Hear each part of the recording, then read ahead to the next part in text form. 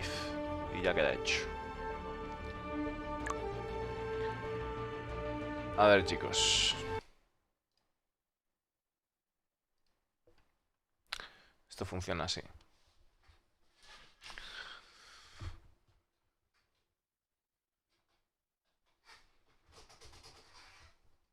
Buenas a todos, chavales. Otro viernes más con el Star Citizen Life.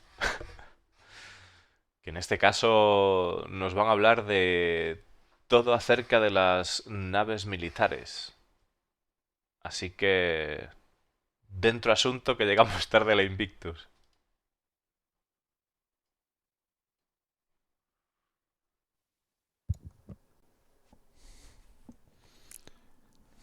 Oh, that's not working. Where's our picture? There it is. Hi, everybody. Welcome to this episode of Star Citizen Live, all about spaceships, military style. I'm your host, Jared Huckabee, and if you've never seen Star Citizen Live... Bienvenidos a todos al Star Citizen Live acerca de todo sobre las naves militares. the Star Citizen community to them. This week's show, in celebration of the launch of Invictus Launch Week today, we are doing a show themed to military vehicles. So basically all questions related to... Bueno, todas las preguntas relacionadas a naves militares y están haciendo un especial relacionado pues con todas las naves militares, ¿no? From folks who are watching this on Twitch right now, if you're watching the replay on YouTube, hello from the past. How's the future? Things better? Let's hope so. Joining us on the show this week, we've got two members of our esteemed vehicle teams. John, no stranger to the show. We'll start with you. Who are you? What do you do for Star Citizen? Hello, my name's John Crew. I'm the Vehicle Director for Cloud Imperium. Hola, soy Juan Tripulación y soy el director de vehículos. There we go. Move that over there. John, is the vehicle director, what does that mean? Because we're going to talk to Ben, he's the vehicle art director here. What does a vehicle director do?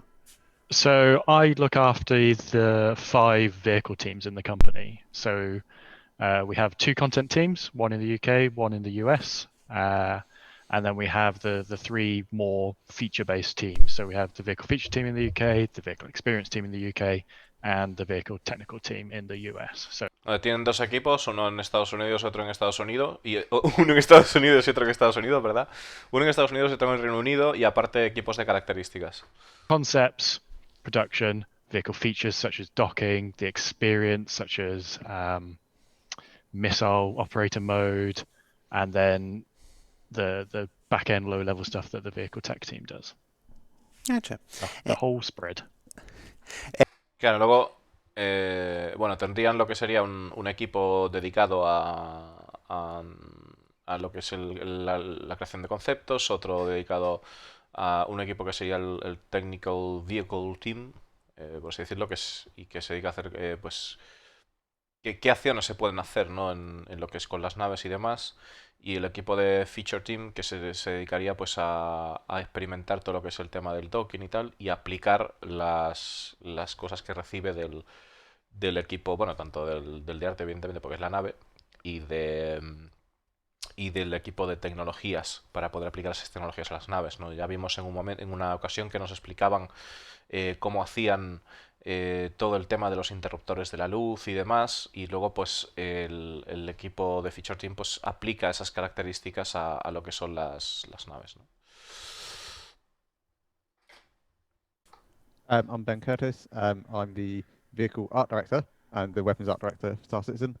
I guess I look after the vehicles, but purely from the visual side of things. And basically, yeah, John does all the hows and whys and whens and things, and I do the just what does it look like. And I look after the UK team and the US teams. Fair enough. So yeah, as we said, if you're watching live, you can submit your questions live.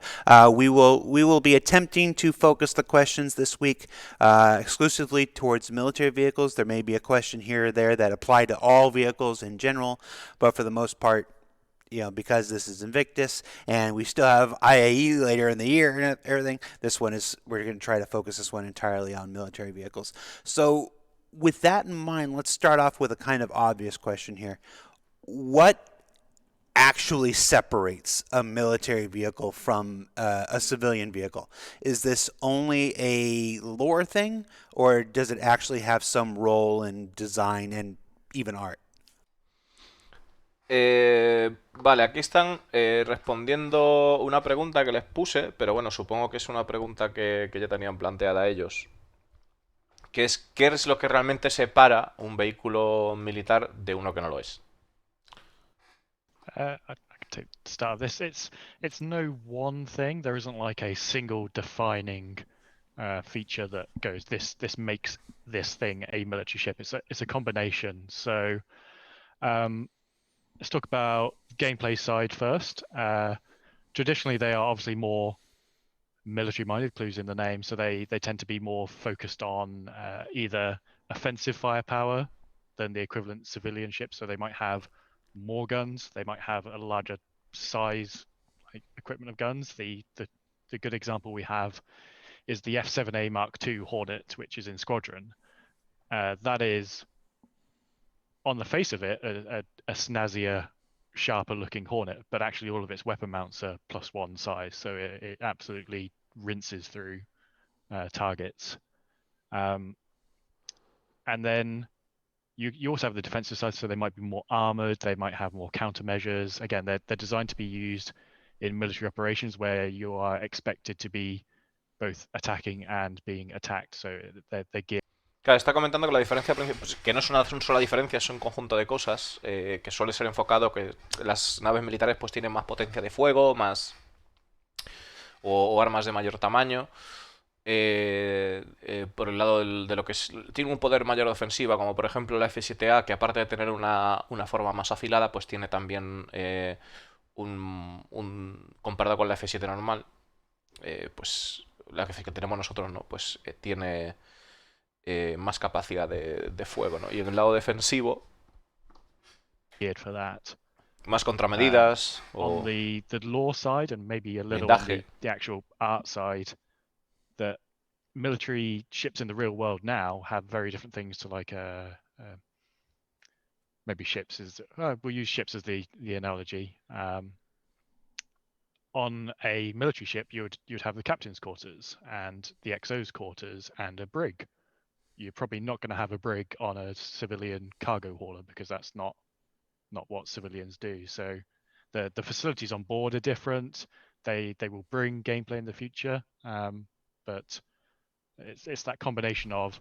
Claro, también es importante la distribución de lo que es el puente. O sea, en un navío que se podría comparar con eso, está diciendo, pues tienes comandancia, tienes un despacho para el capitán, o tienes unos cuarteles para los oficiales, cosas que en un vehículo civil no vas a tener, ¿no? Drives the visuals a little bit more than versus civilian stuff. Y que además dice que traerá gameplay en el futuro relacionado. In terms of, you know, the stylings, and obviously each manufacturer still have their particular stylings, but we have manufacturers that make all sorts of ships. But I think the thing for it is that, yeah, we always try and put the functionality more at the kind of like a higher priority for things like, okay, you know, I'll be great if we could move this room here because it, you know, it feels a bit nicer to walk around, but you kind of got to think, well, actually, what does that mean if you know, if you've got people that are, you know, in crew quarters and they need to get to their positions quickly and that sort of stuff. So you kind of get a little bit, I guess, a little bit more thought goes into that side of things. Yeah, a good example of where some of the lines can get a bit blurred as well is the Carrack. In lore, that was originally like the military. I don't know if it is the Explorer, it was the advanced scout forward base thing. But the one you have is like the ex-military stock, so it still has those military features on board, but it's used for civilian purposes. So it does have that dedicated captain's quarters, but the crew, they're all in a big bunk room with shared facilities where you look at like some of the more civilian ships that everyone has individual quarters because you're not in the military, you're not conditioned to being bunking with your entire crew. You want your own little bit of space, your own facilities on board that you can just tuck away yourself. Claro, dice que un ejemplo que tendríamos es a la hora bueno, cuando haces diferentes estilos de naves y cuando tratas de hacer un estilo militar, pues tratas también de fijarte en que tengan un acceso rápido a ciertas cosas o en una situación de emergencia, etcétera, ¿no? Que se pueda hacer rápidamente a ciertos lugares, o pues en unas torretas o tal. Y además también dice que pues un ejemplo claro sería la Carrack, ¿no? Que bueno, pues la Carrack es una nave militar que ahora también se utiliza para propósitos civiles, pero podemos ver el claro ejemplo que tiene un despacho para el capitán, una habitación para el capitán dedicada, y luego la tripulación está pues hacinada en un habitáculo, ¿no? Con literas y demás, el resto de la tripulación. En una nave que sea más enfocada a lo civil, pues tendrá más comodidades, ¿no? Yo creo que el ejemplo lo podemos ver con una Mercury, por ejemplo, ¿no? Que trata de tener pues que cada uno tenga sus cosas, su tal, cosa que en lo militar es como más simple en ese sentido, más a lo utilitario, ¿no? Gotcha. All right, so basically it's a mix of, just all manner of things. It's role and look and history and to some extent even design and capabilities. Yeah. Okay. Claro, está haciendo Discorando pues que al final es lo que es el rol de la nave, es un conjunto de cosas, ¿no? El rol de la nave, una mezcla también del lore que hay añadido y las capacidades que tiene la nave, ¿no? Las capacidades que tiene la nave. The number one most voted on question that we had from the thread, what can you tell us about future plans for more military ground vehicles? Obviously, we have the ¿Qué nos puedes decir acerca de militares, o sea, vehículos militares de tierra? Futuros planes para vehículos militares de tierra que tengáis. tell us about more military ground vehicles and maybe even potentially alien military ground vehicles. People. Y potencialmente militares alien, o sea, vehículos militares alien de tierra, ¿no? We definitely want to do, but I'm not in a position to give any specifics at this time. Es algo que queremos hacer, pero no estoy en posición de poder dar ningún tipo de información ahora. Quite a lot of work went into some of the setup on the Nova. A lot of work went into the tank treads, and it'd be great to not just have that done for one ship and to be able to be able to build on that. And I think there's loads of exciting stuff we can do. When you I don't know when you see a lot of our ground vehicles kind of working and working well, it kind of inspires to do more. I like ground vehicles anyway, so I know a lot of the team they're Sí, bueno, que es algo que están dispuestos a hacer, que cuando ves vehículos de tierra, pues que estás inspirado a hacer más, que pues el tanque esperan que no sea único en su clase. A lot of the questions that came up in the thread were, are you going to do this or are you going to do this? This type of vehicle or that type of vehicle. And unfortunately, a live stream on a Friday is not where we would typically announce a new vehicle or our intentions. Claro, dice que las preguntas del chat están siendo sobre vais a hacer este tipo de vehículo, vais a hacer esta cosa, y dice que el show que hacen el viernes no es típicamente para presentar nuevas naves que van a salir en el juego, ¿no? We don't announce them on a Q&A live stream. That's not where we do it. Like Ben said, though, we don't want to just do work for, like, we've done the Nova tank. That's going to be the only vehicle in the game that's ever going to have tank treads. We want to have some use out of it. I think if you even look at the old Nova tank concepts, there was a hover version in there originally, which would use our existing Gravlev. I saw Ben's eyes go very wide there. So there's certainly lots of options we can pursue. And I think as we were producing the tank, even in our review meetings and things, a lot of ideas were thrown around like, it'd be great if we could do X and great if we could do Y, and it's like it would be like absolutely. So I hope so. And everybody knows the way. Estoy entendiendo que dicen que cuando estuvieron explorando los diseños del tanque, que se veía como había una especie de overcraft. Y que dice que son cosas que están dispuestos también a explorar, ¿no? Supposed to be. And is the rarity even a factor anymore after they've been made available year after year after year? I think the only aspect of that I can touch on in my role is like the factor of it from a design and sort of gameplay experience side.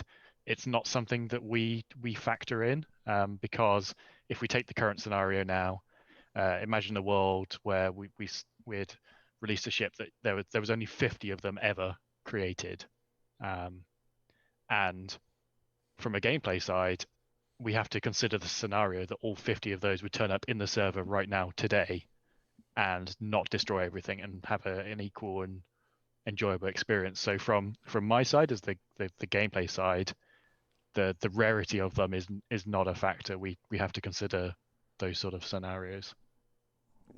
And of course, is the Momentito. From a design, after they've been made available year after year after year.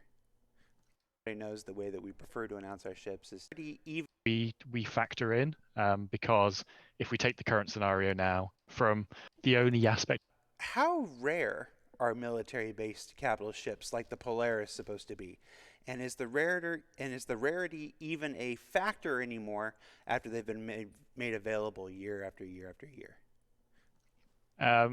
I think the only aspect of that I Claro, ¿cuán raro es que unas naves capitales militares en el verso? from a design and sort of gameplay experience side, it's not something that we factor in because if we take the current scenario now, imagine a world where we'd released a ship that there was only 50 of them ever created, and from a gameplay side, we have to consider the scenario that all 50 of those would turn up in the server right now today and not destroy everything and have an equal and enjoyable experience. So from my side, as the gameplay side, the rarity of them is not a factor. We have to consider those sort of scenarios.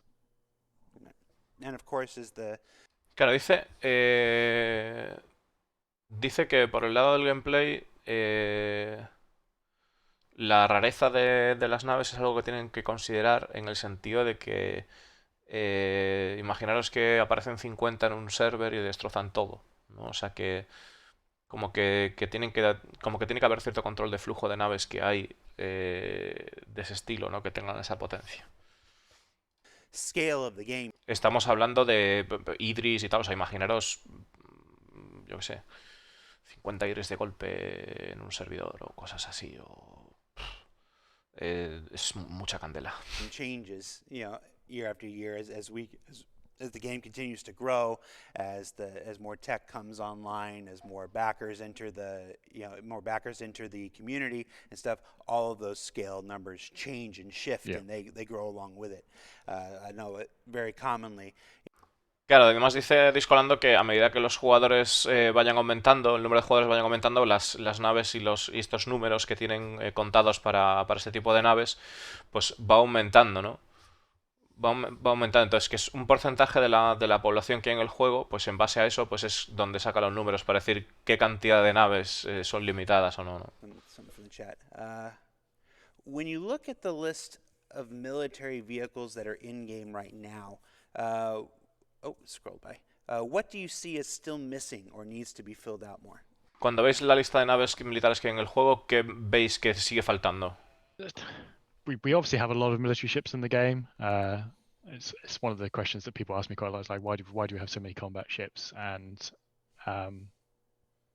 they are popular things and people enjoy playing them. But in terms of stuff that's missing, there are a few gaps that are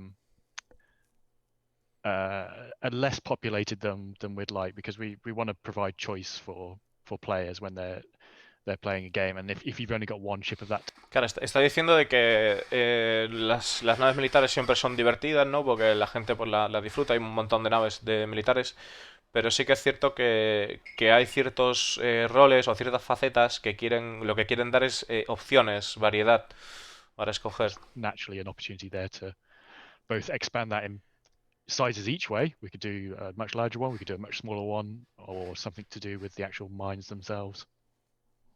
I mean, I'd quite like to see. I quite like the smaller ships. Anyway, I think I enjoy the challenge of trying to get all the functionality and features we need into a nice small package.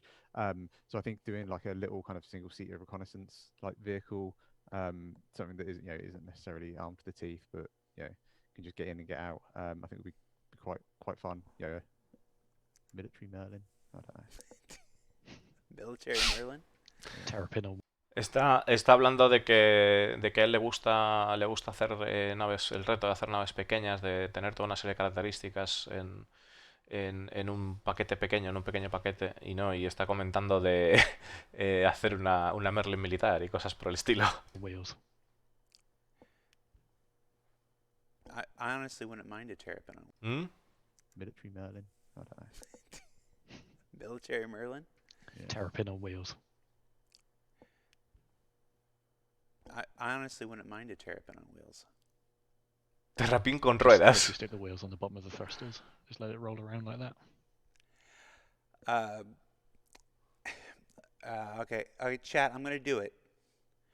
Is the Banu Merchantman a military vehicle? ¡Sí! Solo porque salga. Dice, chat, lo voy a hacer. ¿Es la Banu Merchantman una nave militar? Evidentemente no. I'm not a law person, so I don't even know what the Banu do in terms of military for classification, but it's more a civilian thing. Therefore, I can't talk about it on this show. I tried, chat. I tried. Vale, dice que todavía no sabe cuáles son las capacidades de combate de la Merchantman, pero dice que es una nave más civil. To the RSI Scorpius, the new two-seater fighter from RSI. Couple questions in the chat about the Scorpius. Can the Scorpion turret, or does it have like an actual name? The type of turret? It does have a in-law name in the brochure. I can't remember what actually it is. It's just a remote turret on a track. Can it be slaved to the pilot if there's only one person flying? If you slave it with a blade, like any other turret, any other remote turret. ¿Puede la torreta de la Scorpius esclavizarse con el piloto? Yeah. Si se pone con un blade, se podrá esclavizar. You can look, which is pretty much the consistent rule for all scenarios like that. Ojo, chavales. Saludos a los de la Vanguard, Do you think it looks more like an X-Wing or a Star Fury from Babylon 5? I think more Star Fury. A ver. Do you think it looks more like an X-Wing or a Star Fury from Babylon 5?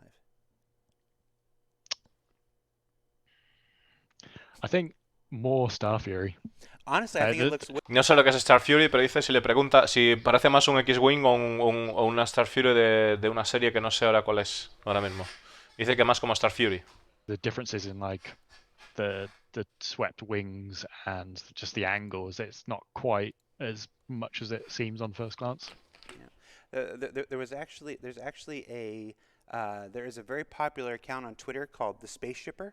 We're going to throw a little plug out to the Spaceshipper there.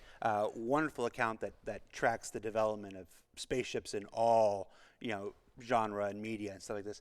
And I actually reached out to him and I asked him how many different X silhouetted ships have existed in sci-fi, and he sent me a list of 11 different X-shaped sci-fi ships going all the way back to 1929 and La Femme sur la Lune, which is a French sci-fi film whose name I just butchered. So a very common silhouette in sci-fi. Vale, está diciendo de que hay una película que se llama La Femme sur la Lune, que tenía una nave en X también, con forma de X, y está comentando de una web que luego trataremos de rescatar, que se llama, bueno, no me acuerdo cómo se llama ahora, pero el caso que hay una lista de 11 naves de películas. Es una web que se dedica a hacer recopilación de naves de ciencia ficción, y dice que hay como 11 naves en forma de X, ¿no? Desde 1929, creo que dijo. And I'm amazed it took us this long to actually get to one, but we had to hit it at some point. So luckily it looks as cool as it does. But yeah, definitely.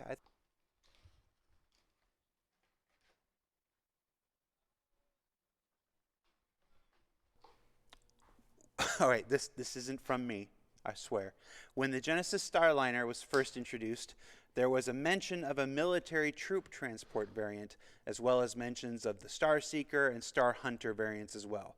Are these actual variants plans or just ideas to be A ver, considered? a ver, a ver, a Just ver. introduced. What else we got from the chat here? All right, this isn't from me, I swear. When the Genesis Starliner was first introduced, there was a mention of a military troop transport variant, as well as mentions of the Star Seeker and Star Hunter variants as well. Are these actual variants plans or just ideas to be considered? It's a very tortuously related question just to talk about the Starliner in here. Oh, I was gonna throw like whoever this is knows that they were gonna get their. En este canal estamos... ¿Pero qué cojones? ¿En serio me están metiendo publicidad? O sea, ¿me están metiendo publicidad? ¿De verdad?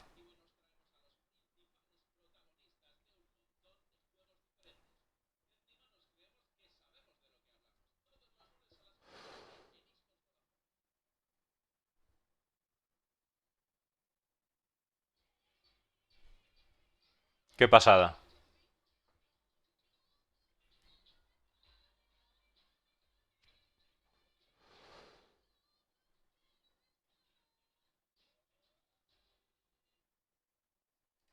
Qué pasada, tío, que metan publicidad así. A ver, que están comentando de si la... Si la... que la Genesis Starliner tenía varias versiones. Una de transporte de tropas, otra de... Otra de... cazadora de... O sea, de cazadora, supongo que será de rollo Bounty Hunter y demás. Y que si esas versiones siguen planteadas todavía o qué pasa con ellas, ¿no? A mark for the Starliner, but that is not from me. We have a lot of ships in lore that vary from like quite in-depth explanations on the Galactopedia and just one line mentions in sales text or like one line in a lore piece somewhere. And whilst we do have a lot of ships, we're not going to make every single ship that has ever been mentioned in lore. So first and foremost, we'll do the Starliner as was promised. And then after we've done that, then we can always look at actual variants for it. I really like. Bueno, en resumidas cuentas, que no van a hacer todas las naves que están puestas en el lore, porque hay menciones en el lore acerca de eso, pero entregarán la Starliner, la Giant Starliner de transporte de pasajeros como estaba previsto. Y una vez hagan eso, después de eso, pues estudiarán posibles variantes. Like the Crusader stuff, so yeah, I can poke John a bit about it. Yeah. See what we can do when we come to tackle it. It'll be the only one left after the end of this year, the Crusader ones. Well, no, there's still the Ares. The end of this year. Oh, so you're saying something there. I think it's on the road. I hope it's on the roadmap. If not, well, there's your spoilers. I actually don't know if it's on the roadmap. I'm going to go look at the roadmap now. The roadmap doesn't. I don't work on the roadmap. It is on the roadmap. You're covered. Good job. Estaba mirando, pues acaba de decir que es la última nave que queda de Crusader por sacar y que tienen planeada, ¿no? Concepto y tal. Y estaba diciendo ahora de que habían hecho spoiler, tal, dijo Lando, eso es algo y tal. Y porque parece ser que dijo Lando no sabía que estaba en el roadmap y sí que está en el roadmap. I imagine the Starliner, which was the very first Crusader ship that was introduced, and before we had further refined that the Crusader style, I imagine it's probably going to go through some revisions when its time comes. Not a military ship, but I don't care. It's my show. You were saying? Yeah. I think we both said yes. Vale, que dice que antes de que salga la nave, la Starliner va a recibir una serie de revisiones y tal, y dice, no me importa tal, es mi show y digo lo que quiero, ¿no? En plan de, porque la nave favorita de Discolando es la Genesis Starliner. Yeah, to be honest, we'll have to have a discussion about it when we get to it. I think we have, just because a manufacturer like take the RSI for example, we have RSI ships that look very different compared to what we've done with the Scorpius. And I think it's fine as a as a universe with all these manufacturers in it to have different ages of the same manufacturer. You look at Claro, comentando el aspecto diferente de la Genesis Starliner, está apelando al tema de la marca RSI, que tenemos, por ejemplo, la Scorpius, que está bien que las marcas tengan como diferentes épocas o diferentes estilos según las épocas. Where all of our ships look, like variants of each other. Yeah, exactly. Yeah. Claro, dice, no quiere estar en una posición en la que todas sus naves se parezcan como variantes de otras, ¿no? The kind of like the key, the core kind of elements of the design language for a particular manufacturer to be, you want to be able to walk onto a ship and know who made it, right? Like from the start, if you know what I mean. And I think I'd rather focus on that side of things than making things, always feel like, say, just a variant of the same thing, pulled out a bit, and the wings have been made a bit wider, and stick a load more seats in it, and job done. Oh yeah. Now, to your point, like a 67 Ford Mustang doesn't look a whole lot like a 97 Ford Mustang, and doesn't look like a 2007 Está comparando Ford. las diferentes versiones de Mustang, de Ford Mustang, que han evolucionado con los años, ¿no? Gaps in some of our ships, so I hear you. And then even in the present time, like a company like Mitsubishi makes a 3000 GT, makes an Eclipse. They also make an 18-wheeler, a long haul tractor trailer. And they make TVs, and they don't look anything alike. So, all right, fine, chat. I'll ask. What can you tell us about the Polaris? ¿Qué nos puede decir de la Polaris? What ship, sorry? The Polaris. I don't know. Don't know what it is. Qué troll dice, ¿no? ¿Qué nave, perdona? It's like a torpedo-y kind of thing. Oh, that one. So I'll give the ever popular answer of it is not in active development right now as of this second as I talk, but we have done a complete concept update pass on it. So when it is ready to go into production, it is all there, all worked out. All the corridors and rooms have been brought up to modern standards for all the metrics, all the usables. We've pulled in a lot of reference from the Bengal interior into it, so it's all the RSI interiors like the... Está diciendo de que se ha vuelto a hacer, se ha reconceptualizado más o menos la nave, en el sentido de que se han adaptado todos los pasillos a las nuevas métricas, todos los corredores, se ha sacado parte de ese trabajo que se ha hecho en la Bengal, se ha implementado en el estilo, ¿no? En lo que es la Polaris. The Mantis took inspiration from the Connie, and you can see it, but they're not the same. And it's similar between RSI's larger capital ships, Bengal, Polaris, and between those two, that it is the Mantis and Constellation.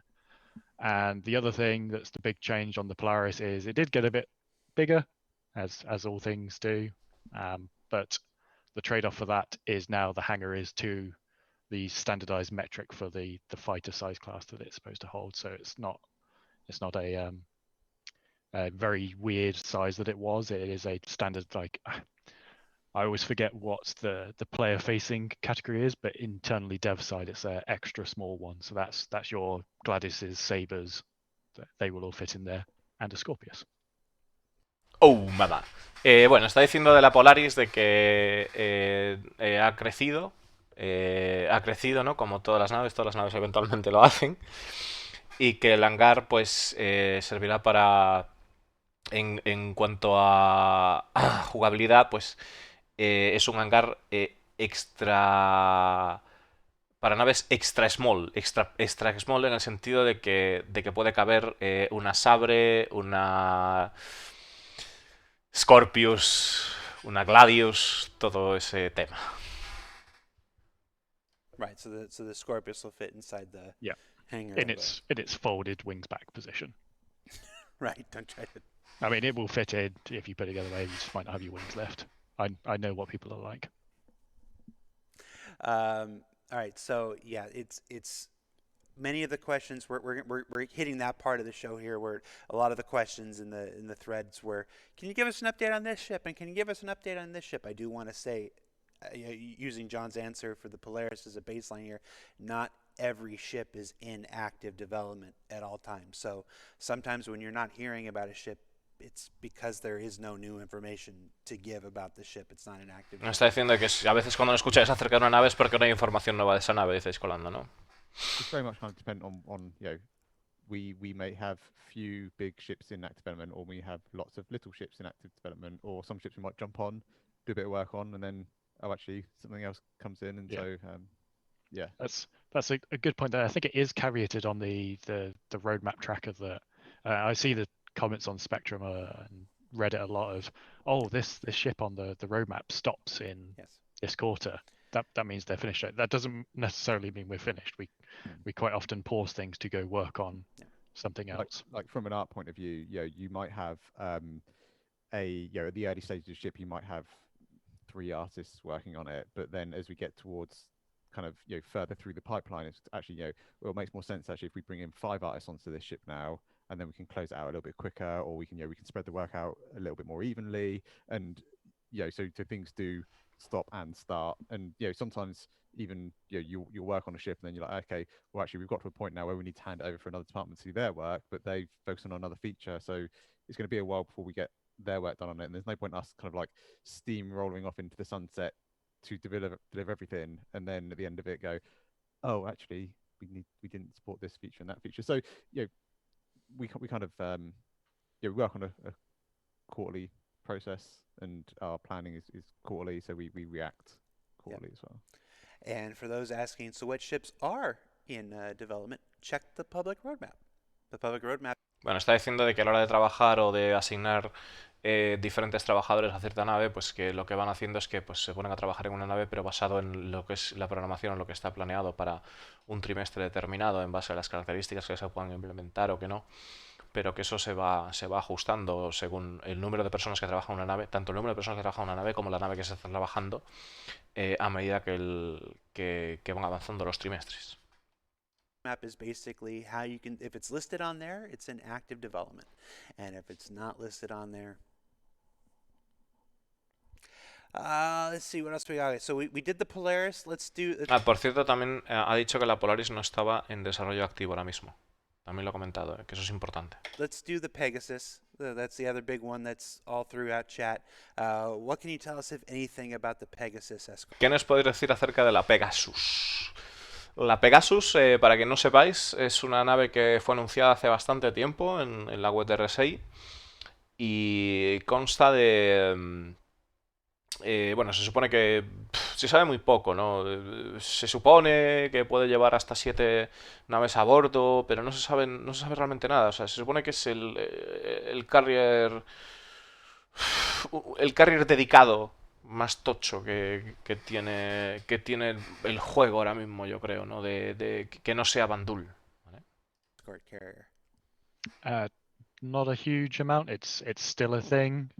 It's still primarily going to be used for Squadron, but it's not in Episode 1, so there's no active movement on it. Que dice que no. Lo que puedo decir es que va a estar está planteado para que se vea en Escuadrón 42, pero que no va a estar en el primer episodio de Escuadrón 42. Have you ever considered a Y por lo tanto no se ha trabajado en el tema, ¿no? military ambulance Land Rover? That's a very specific question. Have you ever considered a military ambulance Land Rover? That's someone who spent a lot of time in a military Land Rover ambulance. Almost certainly. Yes, we have considered it. Is the short answer. ¿Habéis considerado un vehículo terrestre militar ambulancia? Y dice sí, lo han pensado, lo han considerado. Palette cleanse. Anything you can tell us about the antennas and stuff for the Carrack? The antennas, the bridge sliders, the stuff that's still outstanding for the Carrack. La cubierta de la Carrack, las antenas de la Carrack, que se nos puede decir algo.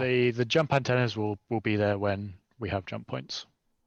The shutters, I think, were still...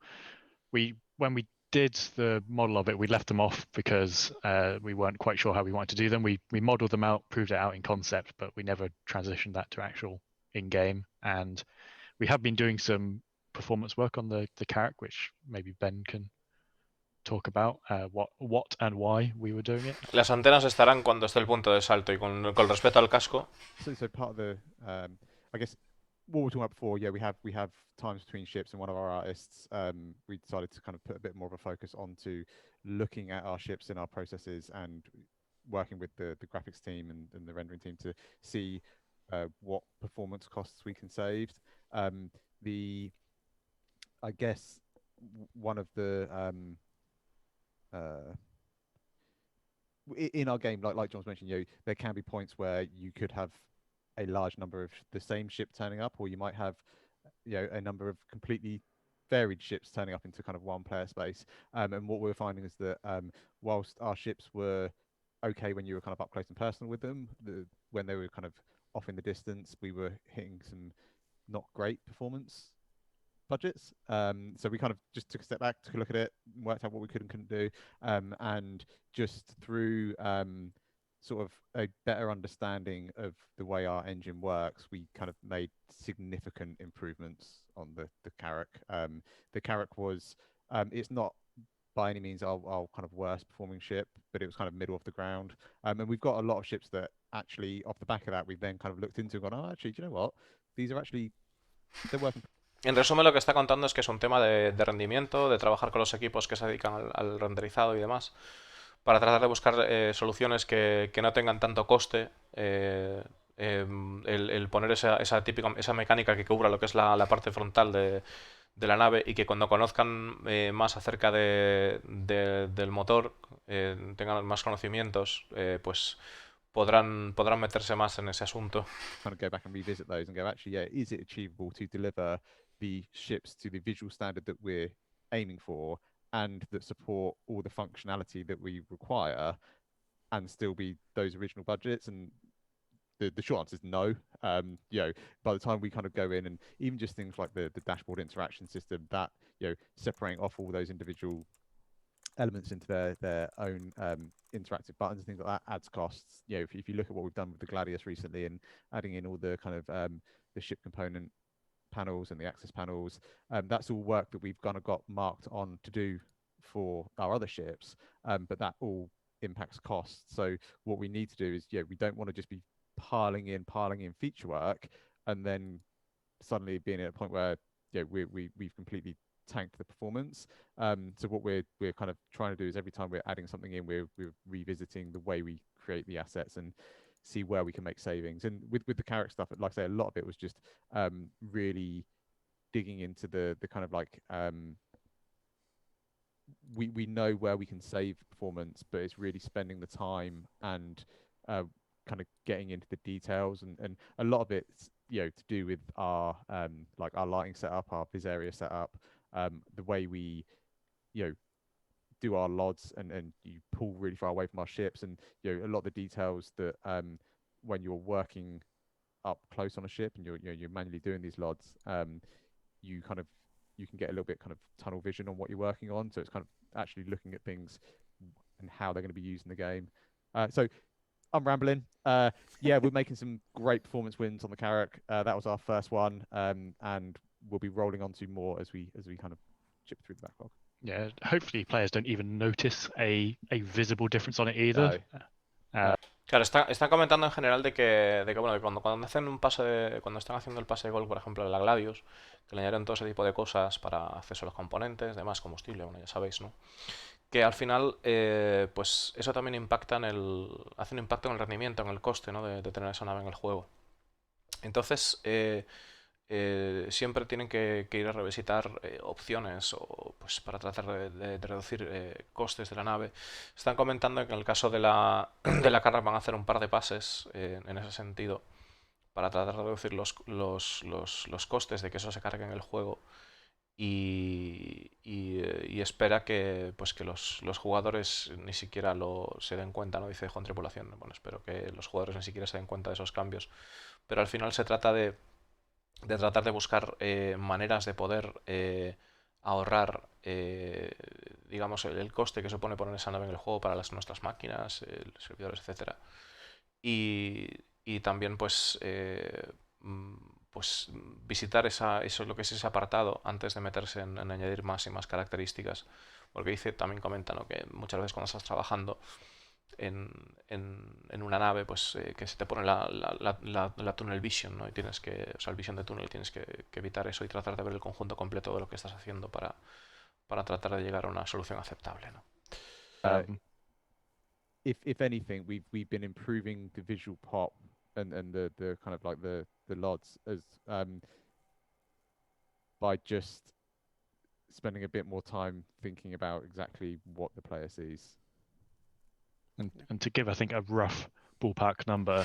Claro, la idea sería gastar tiempo en lo que realmente, a la hora de cargar las naves, de hacer las cargas, de gastar tiempo en averiguar qué es lo que realmente el jugador ve para tratar de quitar las partes que no se ven y de esa manera, pues, digamos, aprovechar más bien lo que es, aprovechar mejor el Logic Control en streaming, etcétera y tal, ¿no? Para poder tratar de sacar el máximo jugo a lo que es la posibilidad de que la nave, pues, cueste menos, no sea más, o sea, se mejore la performance.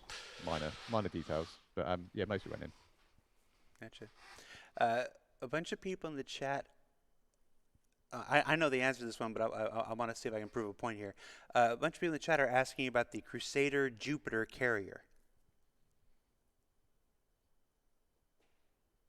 That's what I thought. Crusader I'm Jupiter just going to carrier. Google. Yeah, no. It's a ship that exists in the lore. It goes back to our Okay. question that we had earlier. There was a portfolio for Crusader Industries in last year, maybe March or April, depending on when it came out. I read it when we were proofreading it before, but it was March or April. That goes back to the things that are, that created for our lore and to flesh out the universe is not synonymous one with ships that are in active development with the ship team. So I thought I would ask specifically to prove that point that we just made before. We're not playing with you or trying to hide anything. They're separate. Estáis haciendo una pregunta acerca de ¿qué nos podéis decir acerca del carrier Júpiter de Crusader que apareció en el lore mencionado el año pasado en una especie de boletín de lore y tal? Y se quedan todos así en plan de en silencio, callaos. En plan de que dice que bueno, no siempre el lore va a escala 1-1, ¿no? O sea, va a la pareja, a la par de lo que es la creación de naves. We can pull from that, for inspiration and stuff, at times, but we're not going to create every single ship that exists in the lore of our universe. When you create a galaxy, has to be thousands and thousands and thousands of ships that populate it. So, separate worlds. Así que dice que no van a hacer cada nave que esté en el lore. Y dice cuando creas una galaxia, pues hay cientos, miles y miles de naves. Así que son lo que es el lore y lo que es el juego son mundos separados, ¿no? En ese sentido, lo de la creación de naves. That said, during Invictus this year, and then of course with Xenothreat before and stuff, we are now seeing Idrises and Javelins making their appearances in the persistent universe. With Invictus, people can now tour select sections of a Javelin for the very first time. Does this mean that the ships are finished and are ready to be flying around in the verse with players? No. Dice, estamos viendo Idris, estamos viendo Javelins, incluso se puede entrar por dentro de la Javelin y tal. Esto significa que estas naves están finalizadas, y dice, no. Moving on. Okay, yeah. So I guess most people have probably seen that when we originally released the Javelin or the Idris, can't remember, one of them into the PU, that people were stealing it and glitching inside it, and you can probably tell that the interiors aren't done. If you look at the Javelin, there's a bunch of work to get it to where it was for the tour, but beyond that, there is some areas of the ship that are complete, some that just... Claro, está comentando que la Idris que la Javelin la podemos ver en el tour, pero vemos ciertas secciones que podemos ver que ciertas habitaciones no están terminadas todavía. We wanted to get these in and get that kind of player experience with the exteriors, but they are There's a little bit of work Yeah. left to be done. Y todavía hay mucho curro, todavía hay mucho curro en los exteriores que no están para nada terminados. Like Ben said, there's bits that aren't done because these ships are primarily squadron. So the thing we've said a lot is we want people's first experiences of them to be in squadron, where it's this living, breathing environment, and there is a marked difference between what is needed for squadron inside those ships and what is needed for a full fat release in the PU, where you have to get to all these components and do things to these components and have interactions with all the seat. Claro, dice que estas naves las veremos en Escuadrón 42 y que dice que también hay una diferencia en lo que es necesario para Escuadrón 42 y para lo que es el universo, en el que tienes que cambiar componentes, integrar con componentes, que las necesidades son distintas en cuanto al PU y al universo, ¿no? O sea, en cuanto al PU y al Escuadrón 42. So there is a lot of difference between the needs for squadron and the needs for the full release of the PU. It's really cool seeing it, though. I love it. It's Yeah. just there's an awful lot of work to go into kind of finishing the capital ships to a point where they you get the gameplay you deserve out of it, rather than just getting, like you say, a shell with some corridors. I don't think that can be understated. A ship is more than just the art. A ship is more than just the art. The art is an essential. Hey, no. It's an essential and crucial part of it, certainly. But especially as a matter of scale, a capital ship requires so much more as far as gameplay and the expectations of experience, and we definitely want to get those dialed in.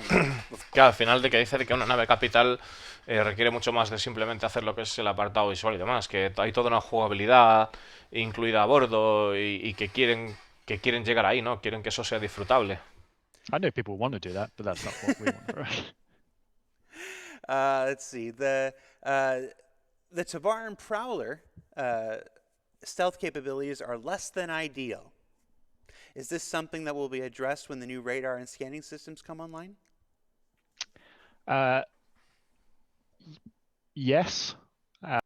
La Prowler, las capacidades de sigilo que tiene son lamentables.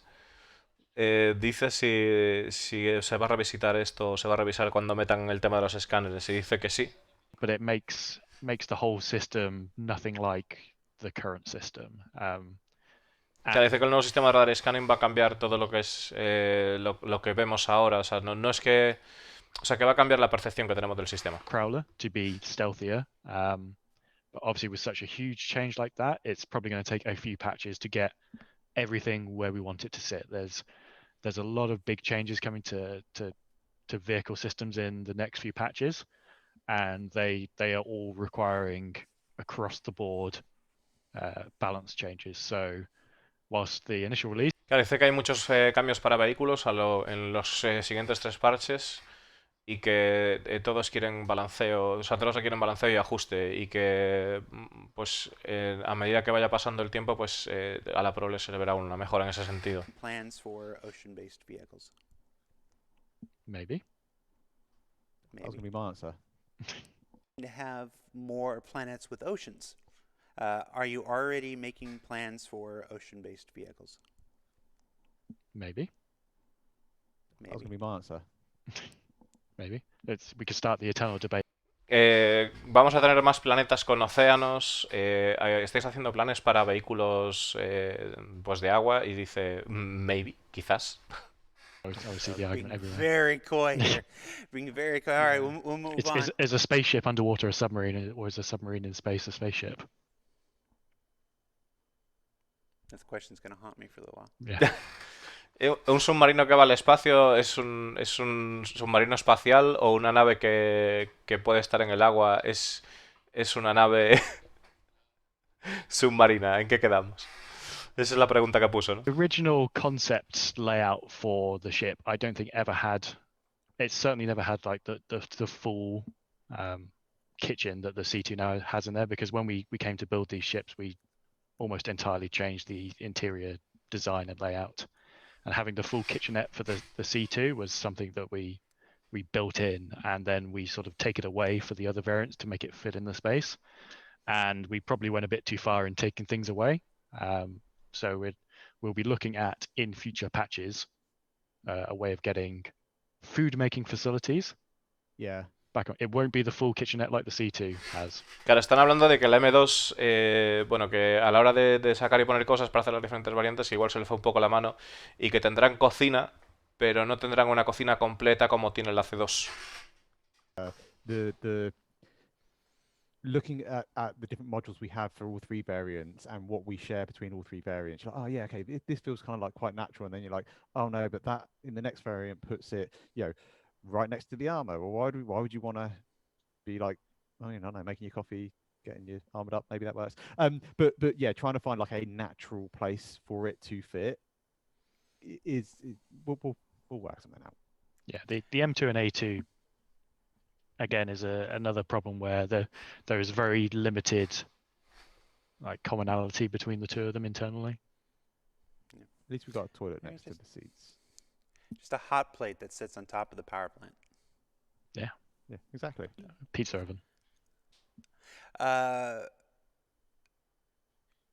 With the physical damage model, there's something we've been hearing about for a while now. With the physical damage model, the strength of the ship's armor be defined by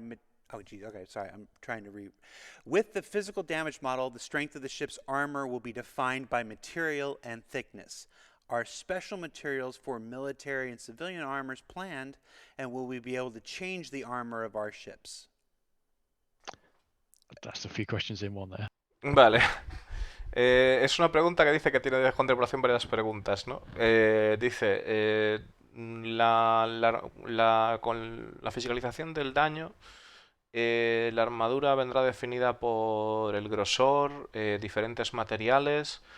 ¿Podremos cambiar las placas de armadura de nuestra nave?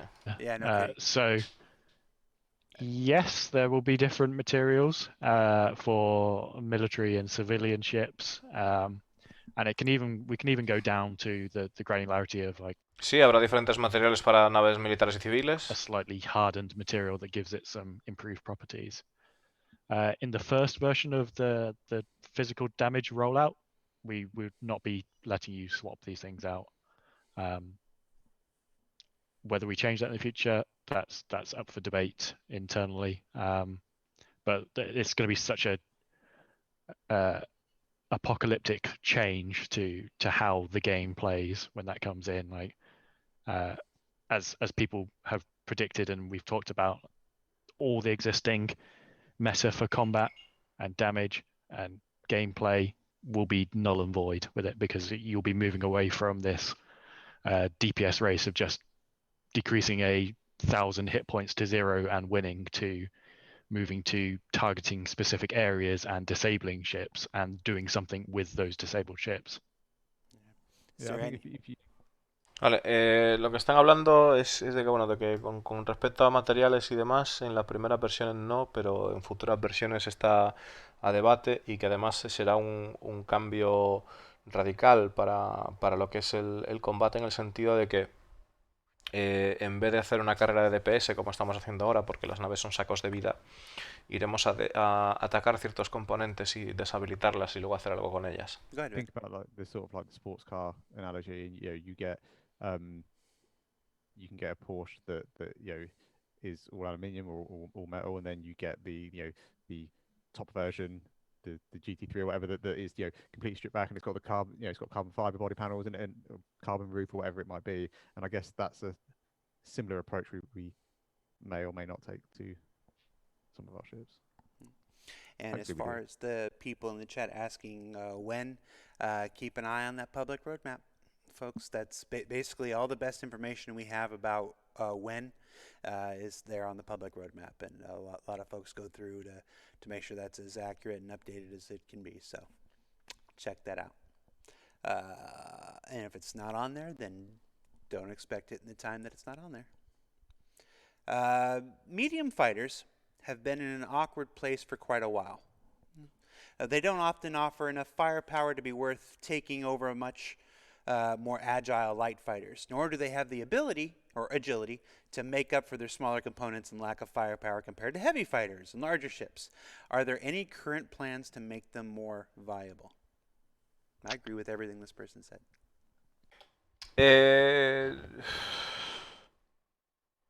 Aquí están haciendo una pregunta que dice, los cazas medios no están en una buena posición desde hace un tiempo y pues dice que tienen falta de pegada o falta de componentes con respecto a naves más ágiles y tal.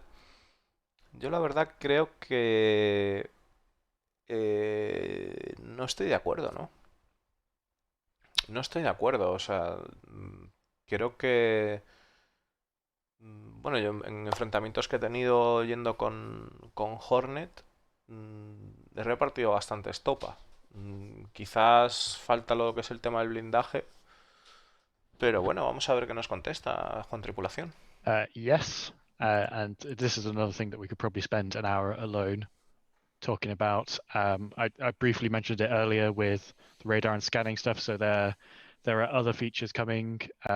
It's what's to refer to as capacitors, but we're probably going to rebrand it slightly to something more better player facing, because capacitors can give a slightly different impression on what they actually do. But as a result of that, we are literally changing the stats on every single spaceship. So they are all having changes done to... Me dice Juan Tripulación que sí, que no considera que estén en buena posición. Bueno, si bien es cierto que las abre mamá querida, o sea, no está del todo bien, ¿no? Y está comentando de que con la llegada de los condensadores en las naves, pues llegará una nueva forma de jugabilidad y que están haciendo ajustes a todas las naves del juego. Not only handling, but health. All the weapons are having some changes done to them in terms of lethality. Ballistic weapons having changes done to their ammo count. So again, it's going to be a huge change, and all the ships are going to have a big Claro, shuffle around in terms. Están hablando de que ha habido cambios en letalidad de armas, en la cantidad de vida que tienen las naves, en la cantidad de munición que tienen las balísticas. Their combat prowess, and hopefully, as a result of that, certainly from our internal testing, it seems to be the case that those medium fighters are in a better place, because they seem to get overshadowed by the light and the heavy fighters. Everyone just goes, if I want agility, light fighter. If I want to go tankiness, go heavy fighter. And the Hornets in the middle are like, what about me? Yeah.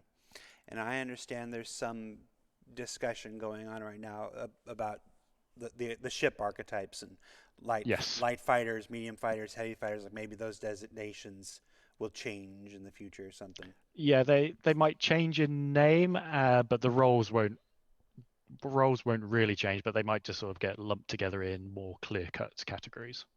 Right. We're going to see if we can't... Claro, están hablando de que van a cambiar las asignaciones de caza medio o caza pesado y demás, pero no el rol que van a ocupar las naves, ¿no? Bueno, que van a haber cambios en ese sentido. Tengo que ir un segundito al servicio, chicos, vengo ya.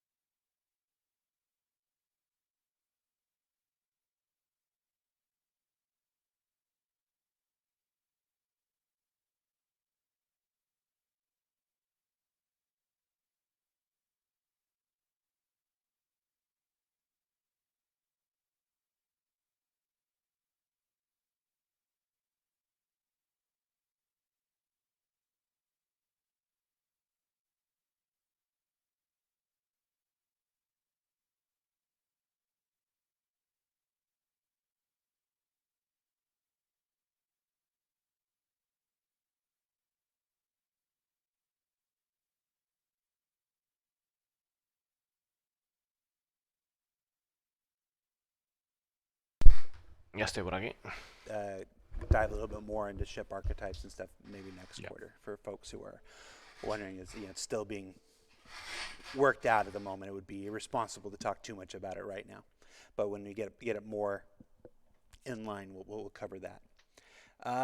The Nova's main gun has a range of 1.5 kilometers, and that's way too short. Will you consider adjusting it?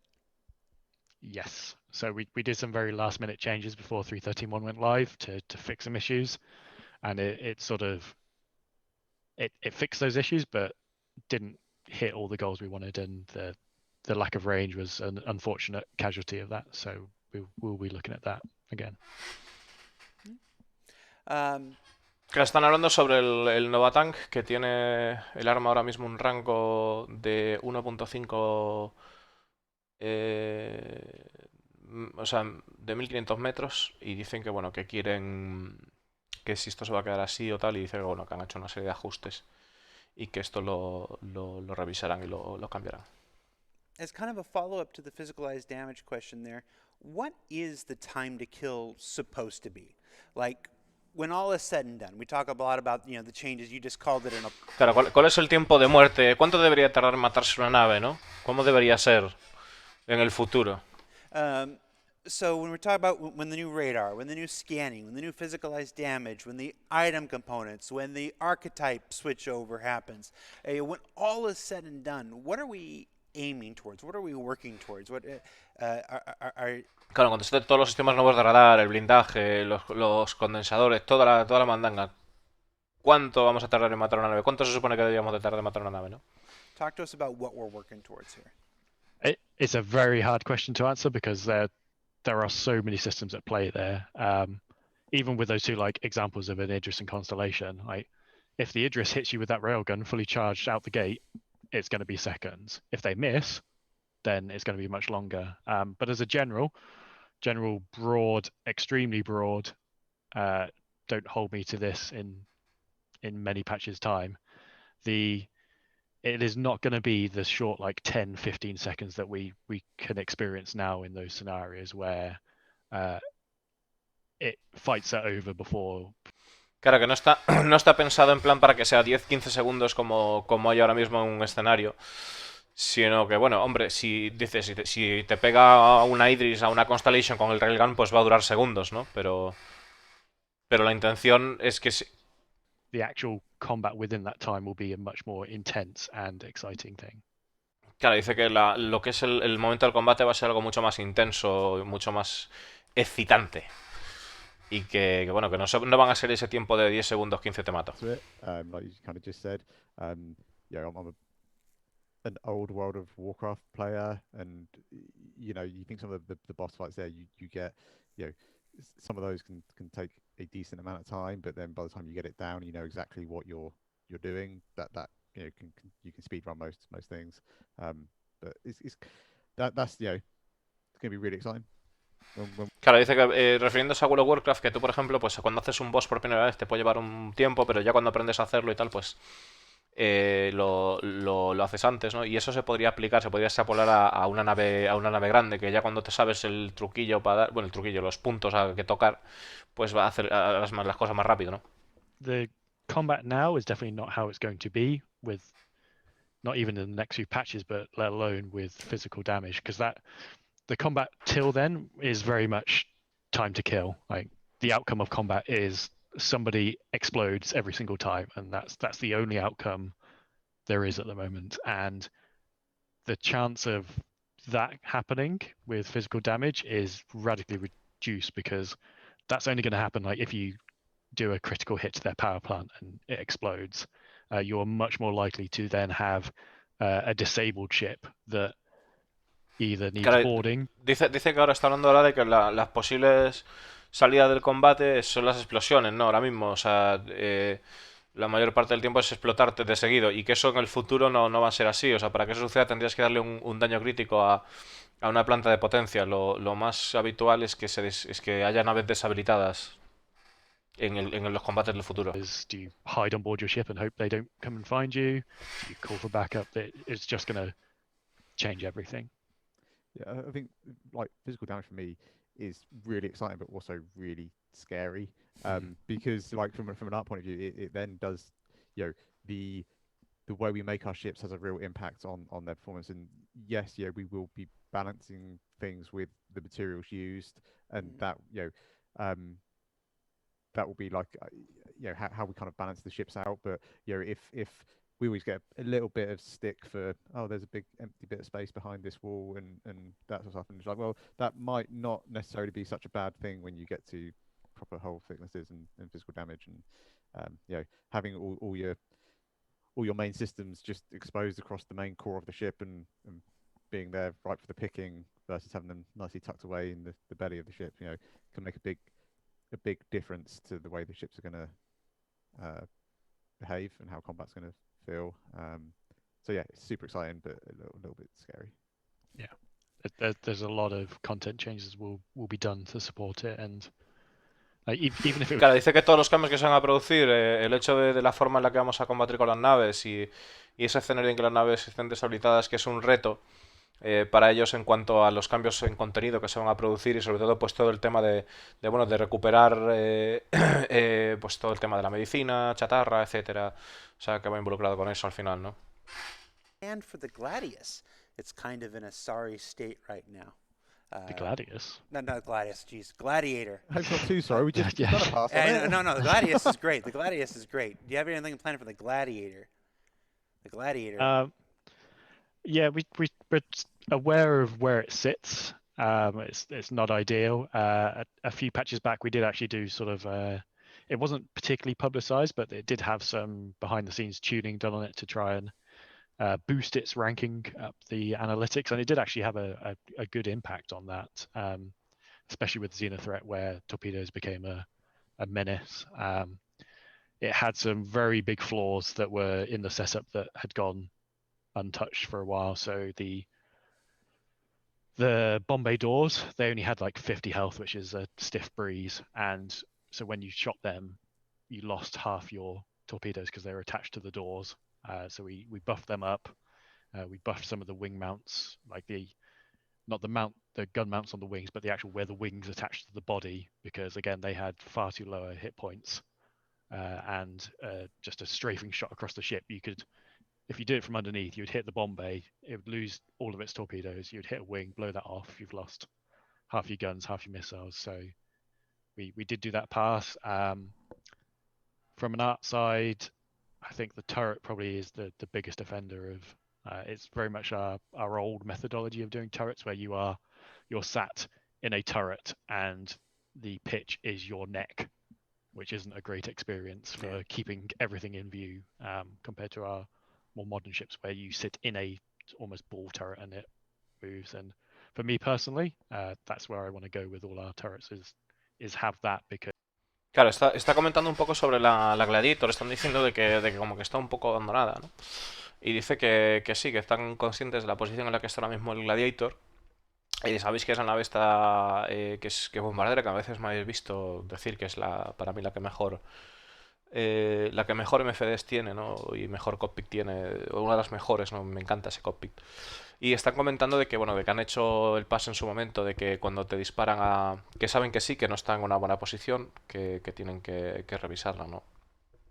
Le han hecho un pase al tema de la valla de torpedos, es decir, en vez de separando lo que serían los puntos de golpeo, por así decirlo, en las compuertas, porque si te disparan en toda la bahía, pues perderías todos los torpedos, y de esa manera pues solo pierdes los torpedos de que vayan anclados a una de esas compuertas, ¿no? Que se abren así.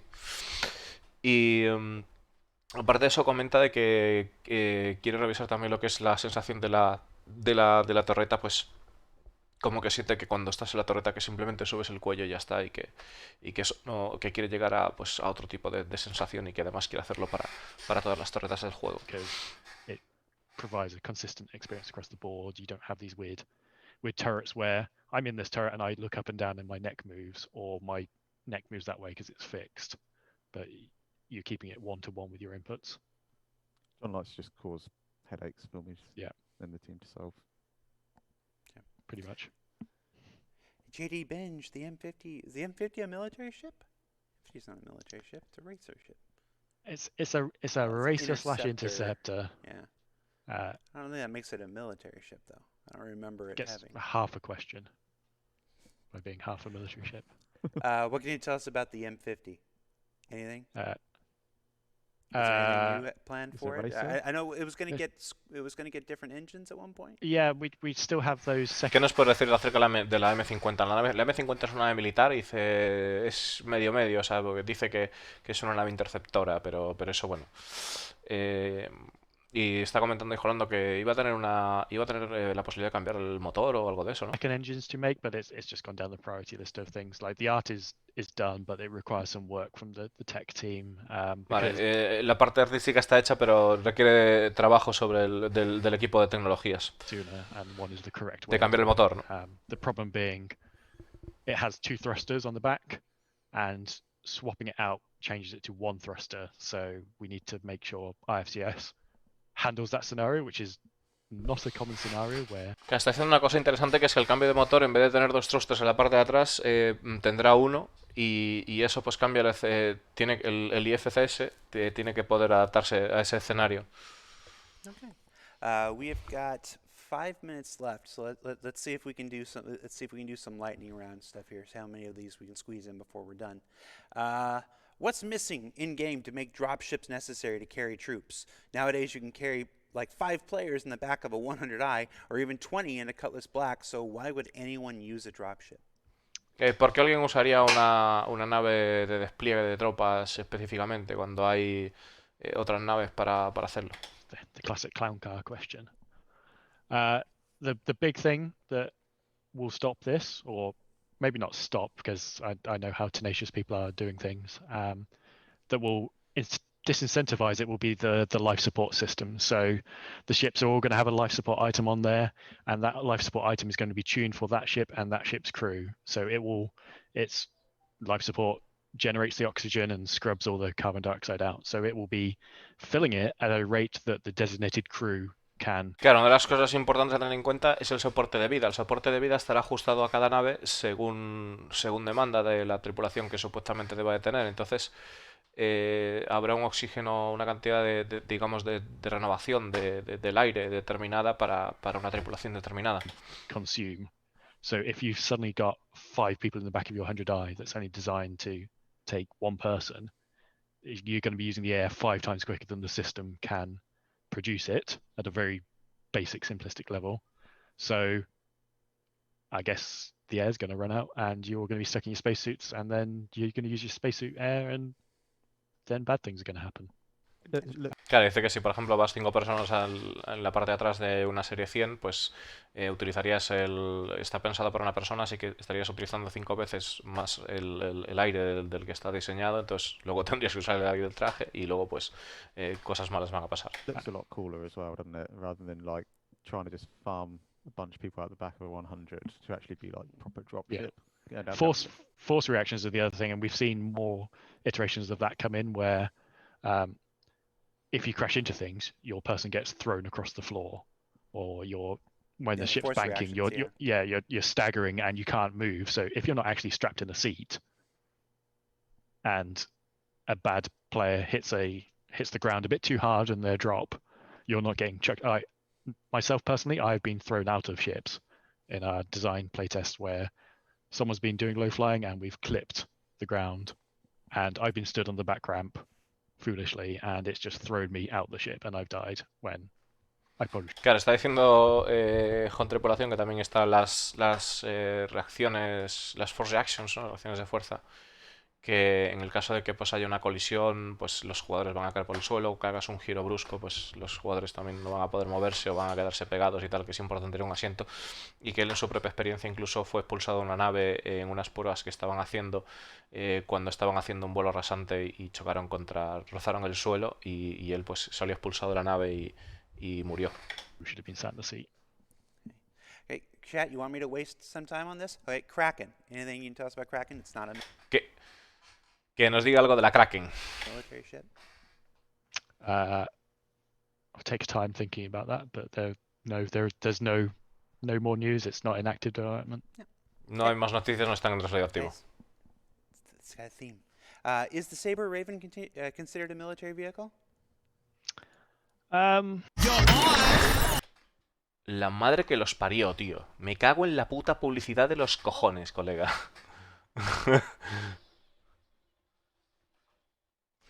Están preguntando si la Sabra Raven es una nave militar.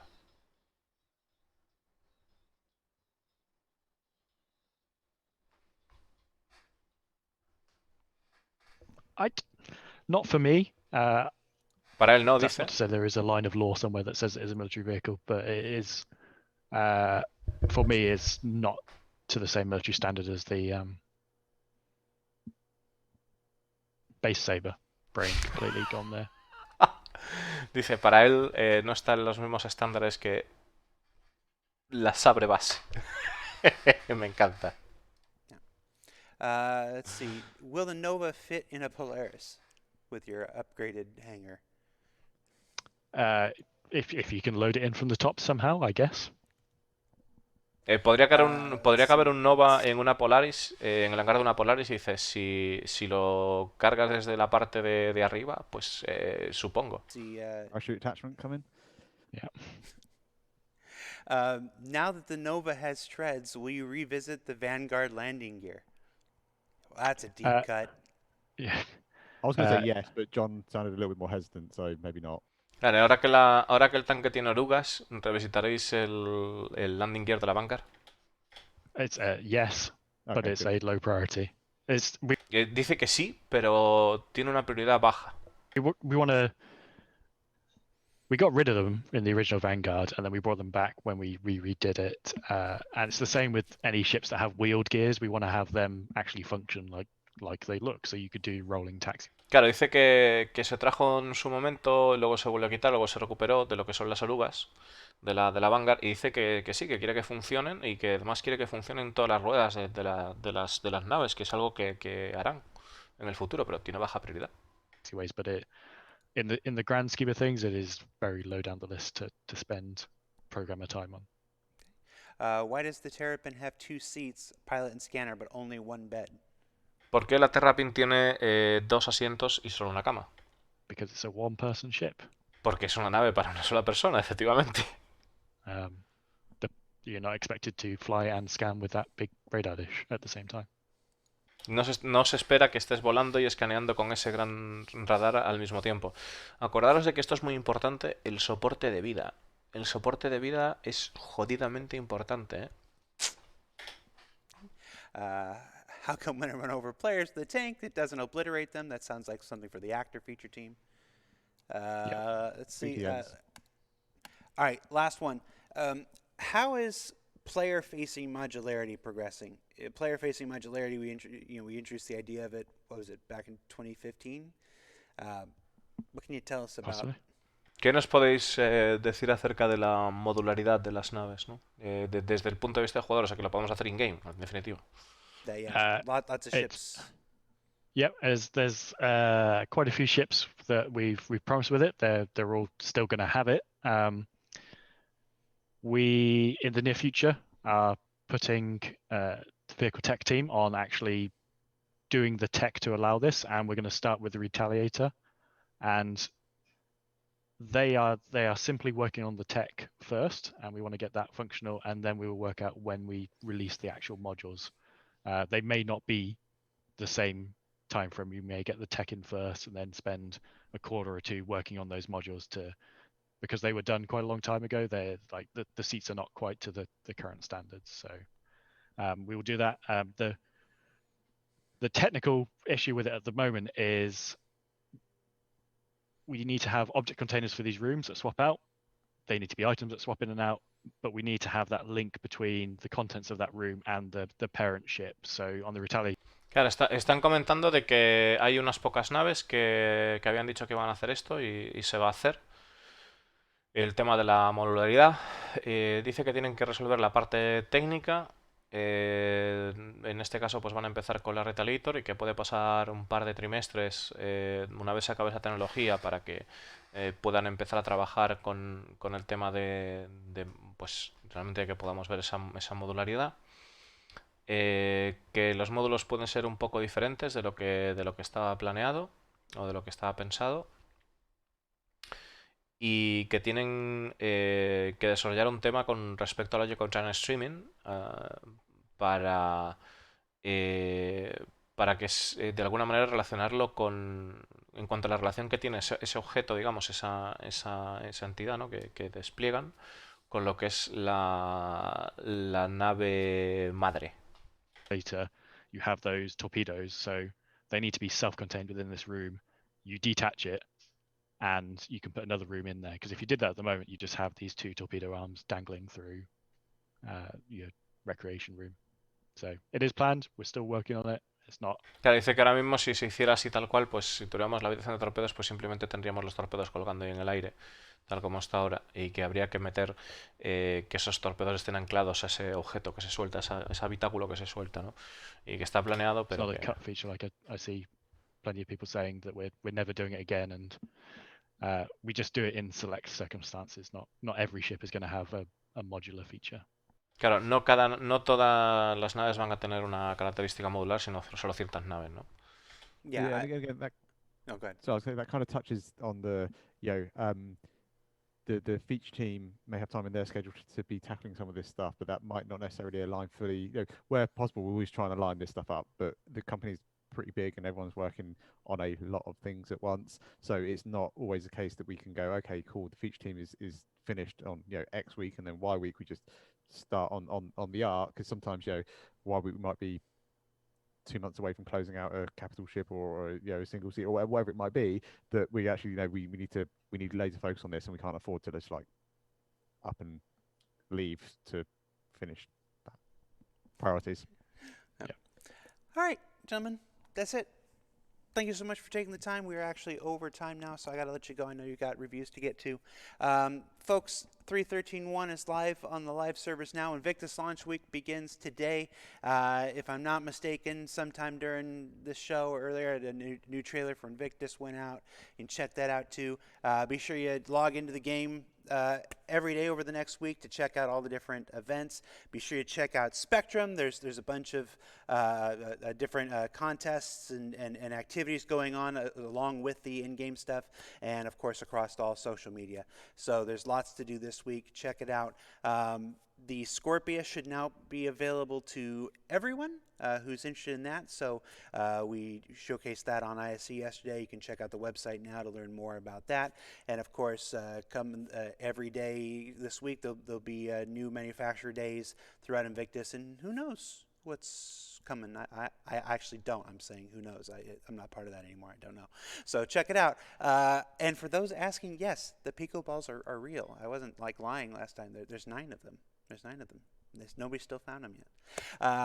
For Star Citizen Live, I'm Jared. That's Ben. That's John. We'll see you next week, everybody. Take care. Cheers. Cheers. Está comentando Discolando, bueno, de disfrutar a la Invictus, tal. Está la Scorpius en la tienda, ya lo sabéis, la hemos visto antes. Y volvió a decir que están las 9 pelotas de pico por ahí, que no es broma, que sí que están por el verso y que nadie las ha encontrado todavía. Y por cierto, con el tema de la Radiator, que no lo han comentado aquí, pero sí lo han comentado anteriormente, concretamente Juan Tripulación, que una vez acabasen con la modularidad de Radiator, se iban a poner con la modularidad de las Vanguard. Que ahí hay curiosidad por saber qué va a pasar con esos famosos bugs de la Vanguard, ¿no? Y hacemos así.